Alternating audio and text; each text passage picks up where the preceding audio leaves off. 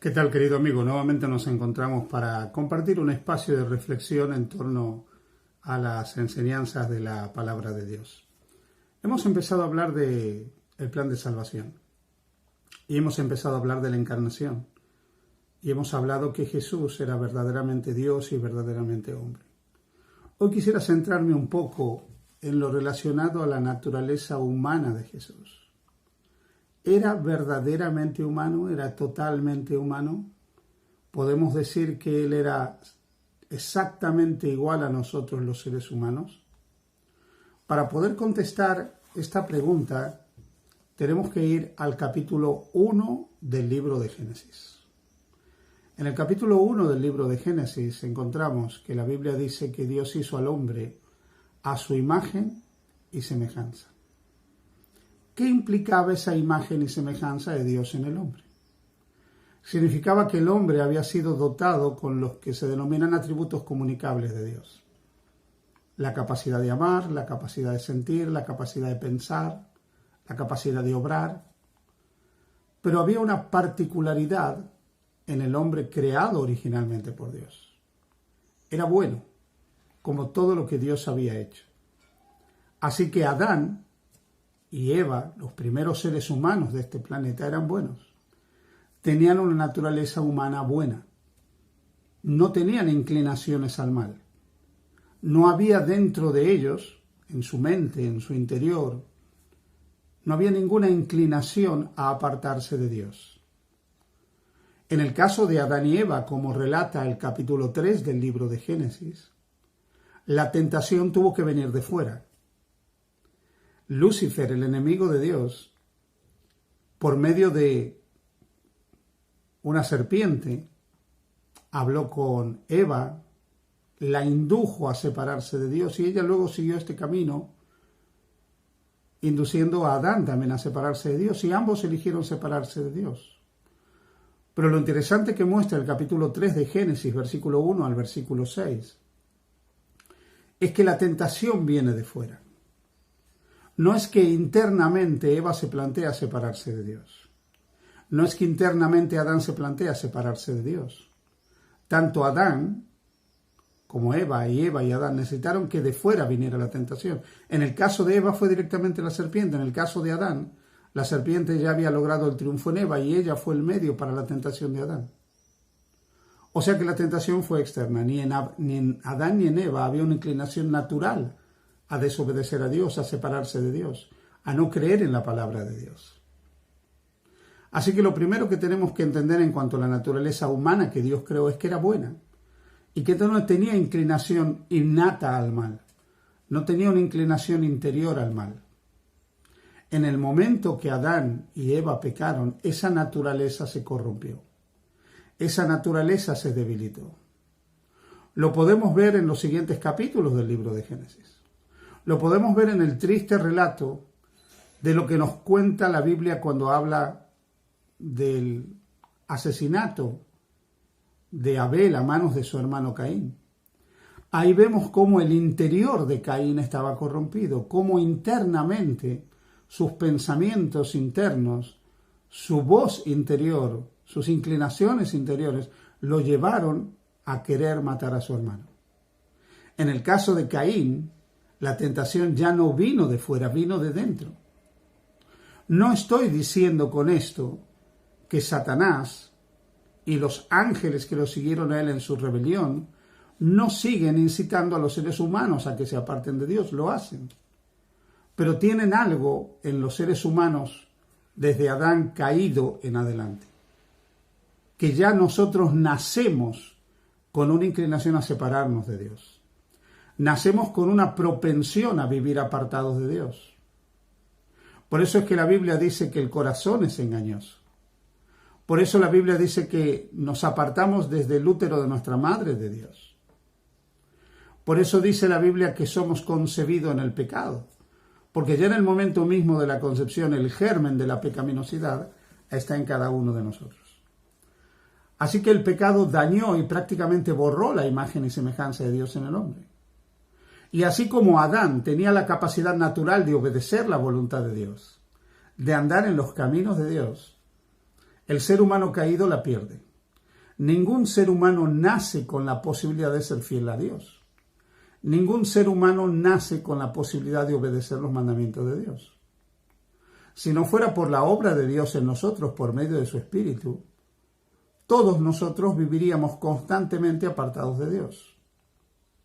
Es cierto que nuestra voluntad, nuestro libre albedrío no se anuló completamente, no se perdió. Podemos elegir creer y servir a Dios.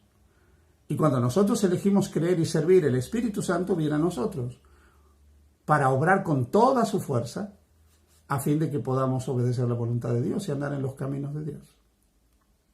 Muy bien. ¿Qué tiene todo esto que ver con Jesús? Para poder entender qué naturaleza humana tuvo Jesús, tenemos que recordar que la Biblia en Romanos capítulo 5, por ejemplo, o en 1 Corintios 15, menciona a Jesús como el segundo Adán. ¿Por qué Jesús es el segundo Adán? Muy bien, ya dijimos. Porque vino a deshacer lo que el diablo había hecho. ¿Qué hizo el diablo? El diablo logró llevar a la humanidad a su terreno. Logró llevar a la humanidad a la incredulidad. Logró llevar a la humanidad a la desobediencia. Logró llevar a la humanidad a apartarse de Dios. Así que Jesús vino a llevarnos de nuevo al encuentro con el Padre. Vino a deshacer todo lo que el diablo había hecho. Pero como segundo Adán también vino a triunfar donde el primer Adán había fracasado. El primer Adán no resistió la tentación y pecó. El segundo Adán vino a triunfar, a resistir la tentación y a triunfar a favor de cada uno de nosotros. Como segundo Adán, Cristo venció donde Adán fracasó. Como segundo Adán, Jesús recupera lo que Adán perdió. Como segundo Adán, Jesús rehace lo que Adán deshizo. Pero ¿qué naturaleza entonces humana tuvo Jesús? Para esto la Biblia es el único referente a fin de poder entenderlo. Si nosotros entendemos la naturaleza humana que tuvo Jesús, podemos entender perfectamente el plan de salvación. Y para poder comprender bien la naturaleza humana que tuvo Jesús, hay que entender algo que es fundamental y que se revela en Romanos capítulo 13, el versículo 28. Y es que el hombre es justificado por la fe sin las obras de la ley. O lo que dice Romanos 3, cuando dice que todos nos hemos apartado de Dios y que no hay justo ni aun uno. Y no hay quien haga lo bueno, no hay ni siquiera uno. No es posible para el hombre caído salvarse por sus propios esfuerzos. Ni siquiera es posible para el hombre creyente rendir una obediencia aceptable a Dios. Aún nuestra obediencia producida por el Espíritu Santo está contaminada por nuestro egoísmo y nuestro pecado.